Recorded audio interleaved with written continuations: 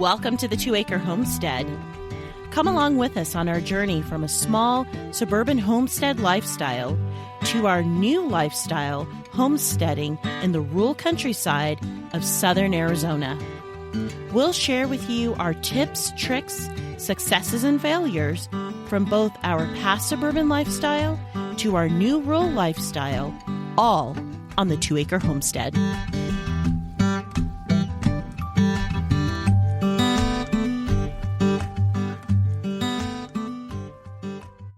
Welcome to the 2-Acre Homestead podcast. I'm your host, Lisa.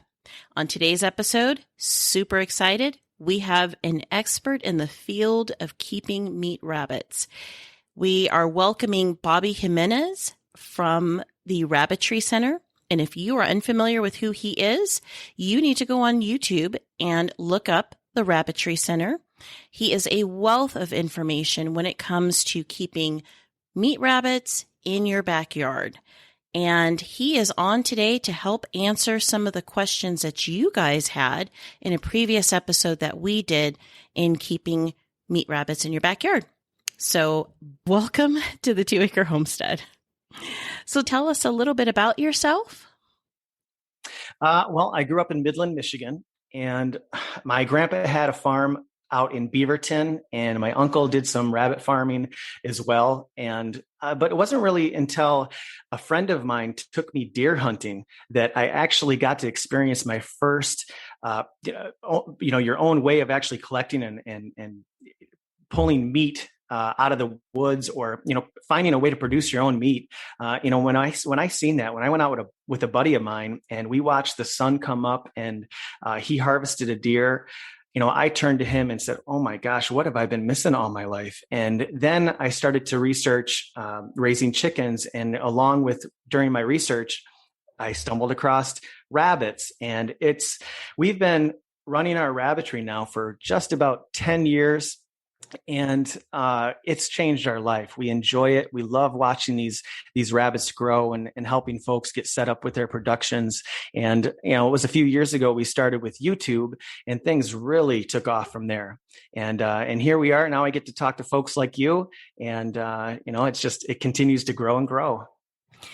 I have to say, my husband and I have been keeping rabbits for about 3 years now. And one of the things when we were looking into keeping rabbits, in addition to reading books, we also watched a lot of your YouTube videos because they were just so educational for us. So super excited to have you here to help answer these questions, because your videos are just educational. You're a wealth of knowledge. You should write a book. Well, we're working on a digital course right now, and that's videos are more my forte. So I'm really excited about bringing that to folks. And then, that should be launched here sometime either this year or early next year. Awesome. Can't wait. Well, we're going to get right into this because we have so many questions, and we're going to be answering your questions. We got a lot of direct messages and emails from our listeners. So we're going to start with, we've got about 7 questions that we're going to go through. We're going to try to get to all of these questions. But the first question is,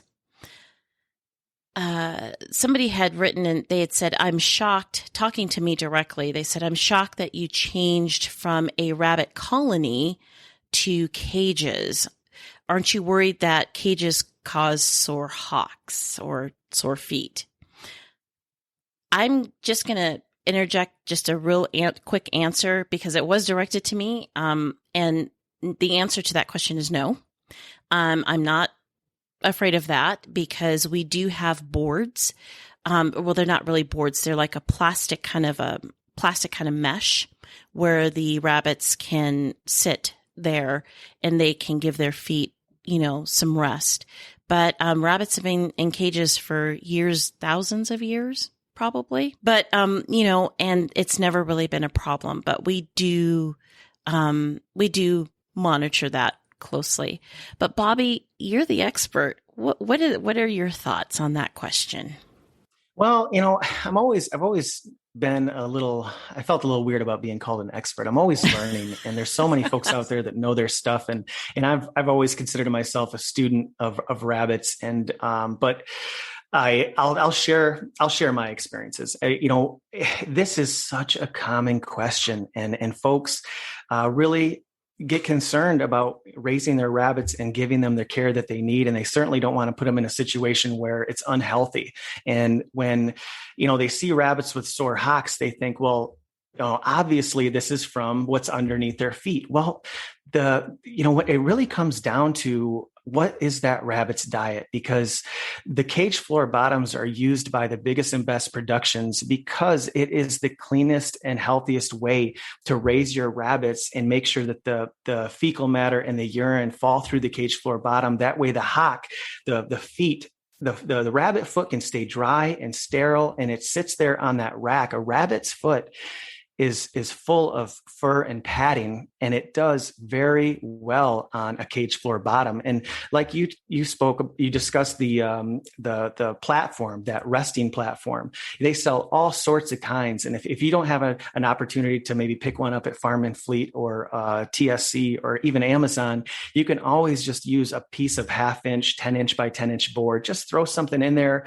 But your rabbit, rest assured, it's going to be just fine as long as you don't just continue to stuff its cage with all sorts of feed to the point where it gets overweight, unhealthy, to the point where it's unhealthy. Because what that does is a heavy rabbit will put stress on the hock, and that stress is that weight is what causes that sore hock. Now, certain breeds are more prone to sore hocks, like Californians or Rexes. They just have different genetics, which they have a little less protection on their feet. So you may have to watch these rabbits a little bit closer, but as long as you're not overdoing it with your feed and you're adopting a system or just exercising discipline when it comes to feeding your rabbits, you'll be just fine. And sadly, it's those folks that are new to rabbits, the newbies, the pet people, they think that it's cruel and they just don't understand it. If they would just do a little bit of research,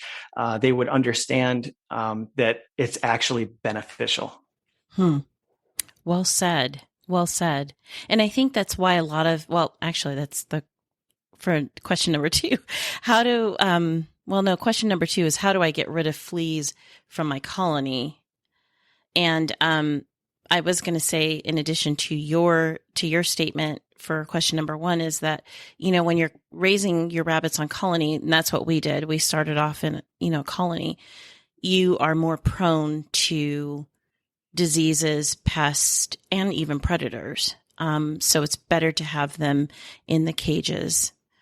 That's very true. Yeah. I sorry to interject. I just wanted to mention one thing I forgot was and which I should mention, the ground, the floors, like you just said. I didn't even think about when it comes to those floors and the bacteria and the feces and the urine, when you're talking about puddles, that foot will get infected faster than any other environment. So where some people are thinking that they're actually creating this environment that's beneficial to the rabbit, it's actually hurting it. Stay with us. We'll be right back. Are you looking to build a homestead from the ground up? Or maybe you're looking to build an off-grid dream home, a vacation home, or maybe just a piece of land to call your own. Visit yourcheapland.com to buy rural land in the wide open spaces of southwestern United States. When you visit yourcheapland.com, they're here to help you, and with their help, you can do this. You can take your dream of owning land and make it a reality. Most down payments are only $294, including the document fee. Remember, everyone qualifies for financing at yourcheapland.com. Head on over to yourcheapland.com and start making those dreams come true. And now, back to our podcast.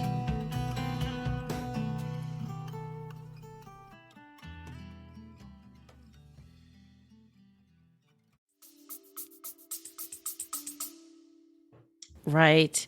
We had that happen, and that's why we switched to using cages rather than the colony situation. Because where we are, of course, we're in southern Arizona, so we have all sorts of critters and predators that want to eat and kill. And we had a rash of rattlesnakes here on our property, and we're new to this property, so we didn't know that, and that got one of our rabbits, and that was the final straw.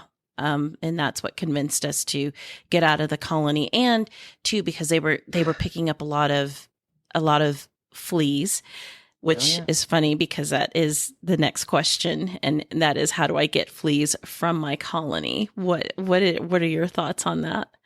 Yeah, I guess, you're always going to run into that whenever you're letting your rabbits run around. And, it really comes down to goals. What are your goals? I mean, do you want to have more like a rabbitat, they call it, environment, where it's this rabbit habitat where they're running around, and because that's more of a situation where you're talking about pets, you're talking about having an enjoyable environment and you get to watch them, but that's not a meat production. That's not a rabbitry where it's going to pay for itself and it's going to thrive and it's going to grow and your rabbits are going to improve.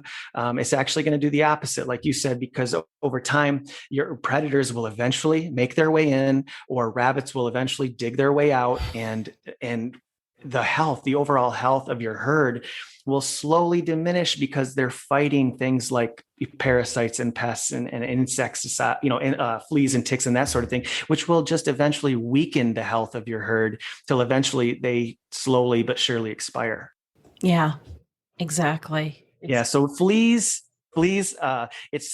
it's going to be a problem until you can get them up off the ground and put them in cages where you're away from that sort of thing. But you can always try your best to sprinkle diatomaceous earth through the runs, or you can try to give your rabbits like a dust bath. Just be careful that they're not inhaling that stuff because it's really bad for the respiratory system. But the DE will actually attack the exoskeleton of the flea, and it will kill whatever flea is on it. And you can try your best to use like a Revolution or an Advantage or something that's made for a small breed or a small type of animal, like a 9 or 10 pound animal. But still, after talking to vets, and it almost seems like that stuff does more harm to the rabbit than it actually does it may take care of your fleas, but it also does weaken the overall health of the rabbit because it's got that insecticide going through it. So really you're giving up for what you get, but the only true solution is to raise them in cages. Exactly. And then to your point, when you are giving your animals, those insecticides, most of us are growing our own animals because we want to get away from all of those chemicals. So you're just going back and, undoing what you're trying to do. So really raising them in cages is the best way to go. Good point. Yeah, we want chemical-free meat. Exactly. Exactly.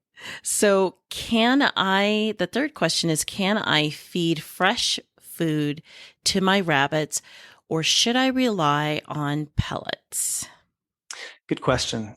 Well, pellets are a terrific tool. And, back in the day, we used to have to work so hard at getting all the feed that would give the rabbits the nutrients they needed to kindle big litters and kindle often and have fast grow out rates and that sort of thing. But, now we have the pellet, and it is expensive, but it's a good tool to use, especially when you're talking about a production in your kindling, like we just said, kindling big litters, because they really need top nutrition when it comes to that sort of production. But you absolutely can raise your rabbits on food that you grow, especially when your rabbits are 12 weeks and older, spring, summer, and fall. It's just that young rabbit that really, it's crucial that has a higher protein level. They need something at least 16% protein, 12 weeks and younger do.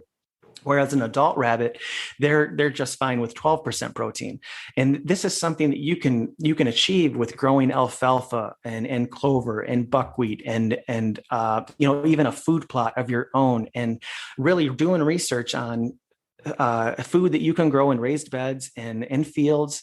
You can do this. You really can supplement your feed costs spring, summer, and fall. And even in wintertime, you can save your food, dry your food, keep it in totes, keep it in boxes, keep it in your garage or barn or shed. And you can supplement your winter feed that way. Or you can actually just do fodder in the wintertime, which we do. We feed most of our fodder is fed in the wintertime. But, a lot of people get caught up thinking, boy, this is just too expensive. I can't raise these rabbits. But really, even if you do raise rabbits on pellet, it really comes down to approximately $1 a pound. And that is terrific compared to the high priced. I mean, if you go to the store and try to buy rabbit, it's considered an exotic meat in America, and it's about $8 a pound. So, Yes, and you is. even go to the farmer's market and you're going to pay a premium price. So $1 a pound, even on pellet, is still, it's tough to beat. But when it comes to, folks that are scared of, it's just when you're feeding young rabbits on the fresh greens, that is when you can run into a bloat or a diarrhea, because it softens their stool and they slowly need to gradually be fed. Anytime we're talking about young rabbits, they need to gradually change their diet. You can't just change it overnight because their stomachs are so sensitive, Their hindgut is developing, and their stomach really needs to be, it needs to be in the position, it needs to be ready to actually take solids. And you can do that by, you can use Benibach, or you can inoculate with Cecotropes or that sort of thing. But you always want to be careful when you're feeding young rabbits greens. I like to wait until at least 12 weeks until I start introducing and trying to supplement my feed with greens or fresh food. And in the meantime, while they're still developing, obviously mother's milk is the best, but in that in-between stage, do you feed them pellets or? I feed rabbits. I feed baby rabbits pellet, mama's milk, and whole oats and hay. That is the 4 things I stick to. And it may be boring to some folks because they love to throw a bunch of greens into the cage and watch their beautiful rabbits just, devour it. But a lot of folks don't realize they're doing more harm than good. They're just not really ready for that type of food yet. So it's just, something that you want to wait a little bit longer. And I'll feed greens to mama rabbit on the top of the cage. Some will fall through, but that's what we're talking about. Gradually introducing that is beneficial. Right. And so, Bobby, when do you remove the nesting box? At what point do you do that? Well, in the summertime, it's a little sooner. It's 2 weeks usually. And we actually have we use a kindling tote system, a hybrid system that we developed. I'm sure you're familiar with it if you've seen the videos. We're going to be experimenting with that in the fall. Yes. Yeah, it's a great tool for wintertime and hot months. So we're talking about 4 weeks. Traditionally we do 2 weeks, and then we'll turn the nesting box on its side. And when we turn it on its side, the kits will come and go, and they'll make their way over to the J feeder, and they'll start tasting that delicious pellet for the first time. And the pellet, mama's milk, and the hay, and some whole oats every other day, a punch of whole oats, that is really their diet. And then I will remove the nesting box at 3 weeks. And I'll actually, at that point, not everybody does this, but at 3 weeks, I'll introduce a little hide box so they can run in and run out and cuddle. And some folks are like, well, how the heck is mama supposed to nurse those kits if they're all in that little hide? Mama will actually go over to the hide and put her head under the doorway and lift it up completely. I'll come out there and I'll see it on its side because she wanted to nurse those kits. She'll find a way to get to those kits when she's ready to nurse. But I like to put that hide box in there because rabbits are prey animals, and they get stressed out by anything, even walking by the cage. And that keeps them stress-free. It keeps them, calm. What we want. That's what we want to do. We want to keep them, feeling safe, even if it's a false sense of security. But in the wintertime, to wrap it up right here, Lisa, in the wintertime, I usually let that nesting box go a little bit longer because it's cold, and I may remove or turn the nesting box on its side closer to 3 weeks. Okay. So longer in the summer, or shorter in the summer and longer longer in the winter? Yeah. I would probably say 2 weeks in the summertime, 3 weeks in the wintertime. Okay, sounds good. So the next question, this person directed it to me, and they said, you mentioned not to raise meat mutts, but you're breeding meat mutts for the heat. So which is it? How do you breed rabbits for the heat? So, yeah. So I have in our rabbitry, I have a purebred New Zealand. She is a fantastic mom because she is downright mean. But we love her because she's a great mom. But we do have some of our rabbits are meat mutts. And we have a buck who is a cinnamon silver fox mix. And then we also have, and we actually don't have her anymore, but we have the California white. We had the California, that's a long story. We don't have her anymore, but we were breeding those two. We were participating with another local breeder here in Southern Arizona.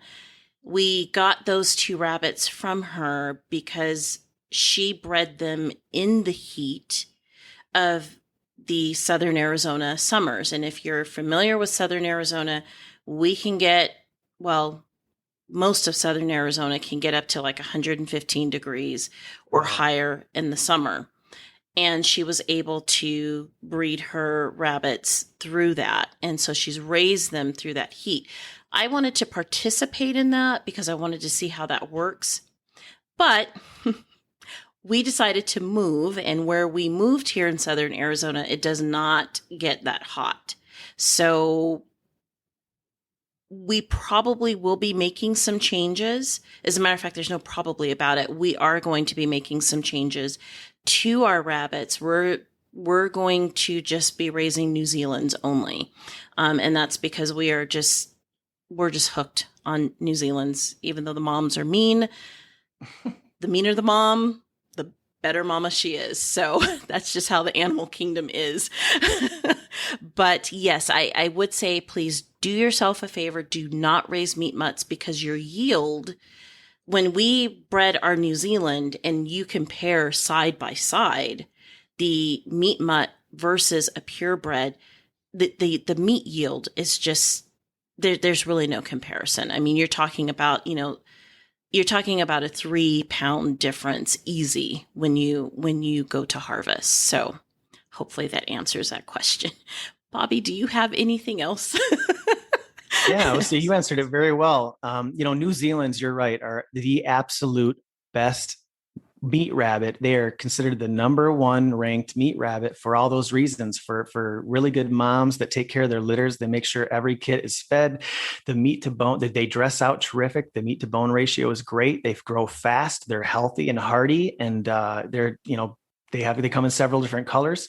So yeah, I would recommend it too. We have tried several different breeds over the years, but we keep coming back to New Zealand. But raising rabbits for heat tolerance is one of those things that you really have to purchase your rabbits. It's best to purchase your rabbits locally because those rabbits have been raised and bred in your area and they're acclimated to your climate. Whereas if you were to try to take a Michigan rabbit down to Florida, that rabbit could probably perish because it's just not used to that. So those rabbits that you have purchased in your area, like you talked about with those Californians, they have been bred for heat tolerance. They've been, because they would not be here if they weren't. They are from litters from mothers but now the one thing is some rabbits have better genetics than others. So you always want to breed and selectively breed based on your goals and your characteristics that you want. And heat tolerance is one of those. So if you see that this doe is kindling in hot temperatures, but her litters are bigger and better, then that is your mama doe that you want to breed and continue and build up your herd with. So that's really how you want to go about it. You can always introduce certain things though, when it comes to heat tolerance. Like you can give them some sort of relief, like misters or marble tile or frozen bottles or computer fans, or even the totes that we do. It's just a little, if anybody's not familiar, it's basically tunneling out the back of the hutch or finding a way where they can escape the elements to a underground or insulated or air conditioned area. And we just use a tote that's built or that has dirt around it, and that keep, just like a basement, it's cool. It's always going to be cooler in that tote. And that's actually helped us. We've never, ever had a rabbit fall victim to heat, to heat stress, but that's Michigan. We don't really reach higher than 90. You guys those are some brutal temps. So yeah, I can't speak to that, but yeah, that's how we've bred for heat tolerance. Yeah. Well, thank you. And I'm super excited, just as a side note, to try those totes, because you are absolutely correct. When they burrow in ground, they're able to regulate their temperature a lot better. So especially for those, I know there's a good majority of you listen from the Phoenix metro area, because I see that on our statistics. Really check that out on Bobby's YouTube channel, because it really is a good thing for the rabbits to be able to self-regulate their temperature.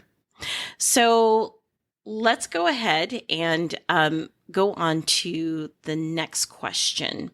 The next question here is, my doe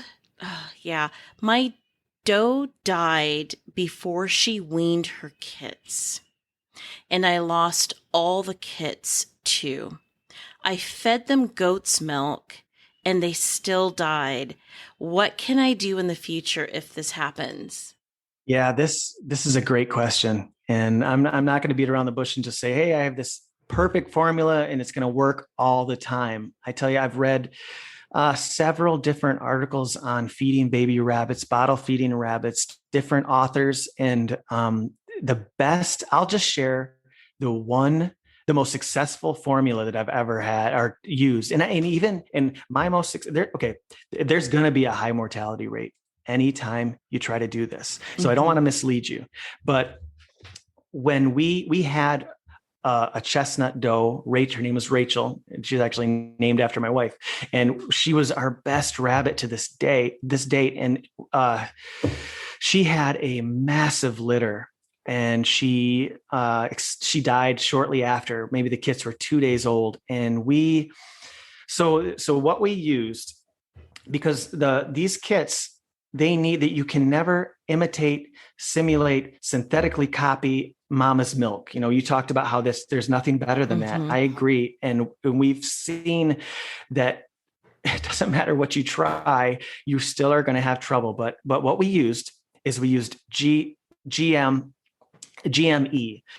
It's, some folks use the cat milk or the milk that's for kittens or puppies, but that fat content isn't as high as it should be. See, rabbits' fat content in mama's milk is 49% fat, and the GME or the goat milk asbolic is 40% fat. So you're getting closer with the goat milk. That's what you want. But what you need to do is supplement that fat content, kick up the caloric amount by using heavy whipping cream. Okay. So the heavy whipping cream is going to improve this formula. So I think it's 1 part. This is a weird fraction. It's 1 part formula. I'm sorry, 1 part whipping cream to 8 parts formula. So to clarify that, you're talking about 2.5 ounces of formula to 2 teaspoons of heavy whipping cream. So you mix that up, but there's one more very important thing that will make or break your formula. And this is what folks miss. This is what's not in the formula most of the time. And it's the Benebach. The Benebach is the beneficial bacteria that baby rabbits get from eating cecotropes. So if you actually have access to cecotropes in a nesting box, that's excellent. You need to collect the cecotropes and put those in a nesting box where your litter is, and they will actually, in some cases, they actually eat the cecotropes and nibble the cecotropes before their eyes are even open. And this beneficial bacteria, hence the name Bennybach, is the probiotics that they need, that their hindgut will actually develop, and that'll inoculate their stomach before they can actually have the solids. So that's what's so difficult, is trying to simulate this, that correct amount of bacteria. So again, it's 2.5 ounces of formula, and it's 2 teaspoons of heavy whipping cream, and then it's a half a gram of the powdered Bennybach if you don't have cecotropes, and you're doing a half a gram on day 1, day 3, day 5. And on day 7, you want to do, I'm trying to remember this. You up it to 1 gram. It's 1 gram of powdered Bennybach. And you'll do that again every other day until day 14. At that point, you're turning the nesting box, and they're finally going to get to be introduced to solid foods. And a terrific solid food, besides pellet and crushed, or not crushed, but whole oats, is parsley. Parsley is a terrific. It's almost like you can feed it. You could feed liberal amounts, and it's going to be beneficial to your baby rabbits. That's a terrific solid to start your baby rabbits on. And I hope your baby rabbits make it that far, because we sadly, even with our formula, and even in all our experience, we still, with that litter, most of them perished. And it was heart-wrenching to watch them slowly expire one at a time. And, we did have a few left, and a few made it, but we really, the odds are stacked against you. So just prepare yourself, because it's a tough thing to do, but it can be done. And, anybody who has to go through that, I wish you the best of luck. Same here. My heart goes out to anybody going through that, because I know we've gone through it too. And, I did not know that about Bennybach though. So we're all learning. This is what we're here for. That formula comes out of, who wrote that? I think it's Karen Patry. Karen Patry wrote a really cool book called, I'm blanking, Raising Rabbit Problem Solver. It's a really cool book. I recommend it to anybody. Mm-hmm. Okay. There you have it. This is great. This is great. Okay. So the next question is, I have 2 does and 1 buck. My buck died. Can I breed the mother to the son? I think we're talking about line breeding here. Yep, that's correct. Line breeding is something that almost every rabbitry or every serious breeder will entertain at some point in order to improve their line. And a lot of folks get confused about that. They're like, well, wait a minute, how can you inbreed to improve? Doesn't that damage them? And, so just to clarify, whenever you hear about thoroughbred horses, like champion horses that are just have all those genetics that you want, like a perfect example, Arnold Schwarzenegger, Mr. Universe. This guy is just, we all know he's just a monster, and he has all these terrific genetics with all that muscle, right? And if you were to see his son's shoulders look like bowling balls. And we will never have I'll never have those genetics. So there's premium genetics out there. So that's what you're doing when you are line breeding. There's a characteristic that you want in your next, in the offspring. You want to improve your line. So what you'll do is you'll breed that rabbit back to the daughter back to the father, or the son back to the mother, and the offspring will inherit, not all of them, but some of them will inherit those traits you really want. Be sure to take the best of those rabbits and continue with your program. You using line breeding, your herd, my herd, everyone's herd should be better than it was last year.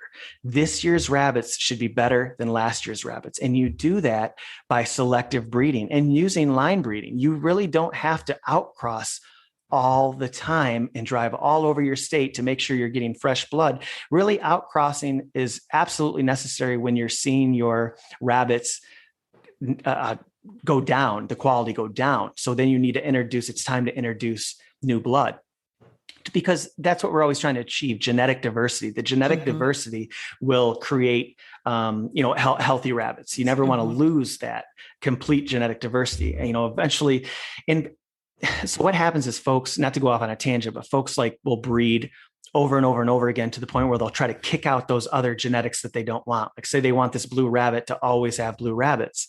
So what they'll do is they'll continue to breed that rabbit back to that line until eventually those alleles or those genetics are double stacked and they've kicked out those other genes. That's called genetic drift. So through line breeding, you can improve your herd, and you absolutely can breed a daughter to a father or a son to a mother when it comes to your animals. And that's how these folks get 7/8 of a champion. You practically get that same animal, and you can expect the same greatness from that animal using line breeding. Exactly. And it's even the same, ironically, as you were explaining this, some of you listeners, you listen to me for gardening advice too. And it's the same thing when you're planting a garden, you use heirloom seeds. Well, your rabbits you can look at them as heirloom rabbits, because when you breed that rabbit, when you're doing line breeding, you're going to get the same thing. And it's the same thing with heirloom seeds. They're heirloom open pollinated. When you plant that seed next year, that's exactly what you're going to get. But if you get a hybrid, you may not get the same plant. So yeah. And then also when you're line breeding like that, and if you're looking just strictly for meat production, then it doesn't, if you're worried about that, which there's, as you just explained, there's no reason to worry. But if you're worried about that, you can look at it from the aspect of, I am just producing meat. Yep, absolutely. So it doesn't really matter at the end of the day anyway. But for those of us, I know myself, I'm just starting to dabble into this, because there is a genetic trait that we're picking up on with our meat mutt buck that he seems to be producing a genetic trait that we actually like. And so we're starting to line breed now, because terrific. We like the look of the certain rabbits that he produces, and we're thinking about selling some of those rabbits, not for meat production, but for just cute and cuddly purposes. But yeah, absolutely. Line breeding that's how we get the breeds that we have today, is somebody had to do that. Yeah. Line breeding for me, it was like, years ago when we first started entertaining it, it was like where I was blind, now I can see. Now I understand.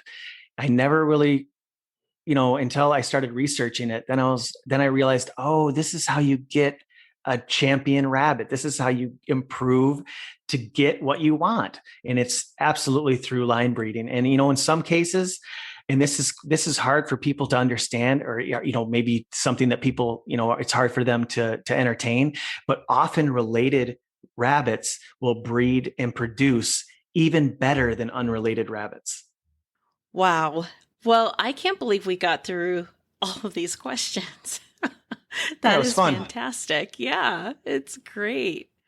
And, Bobby, just before we wrap up this particular episode, if there was something that the listener could do, and this, I hope I'm not putting you on the spot, but if there was something that the listener could do for those who are interested in getting started in raising meat rabbits, what would be that one thing that the listener could do?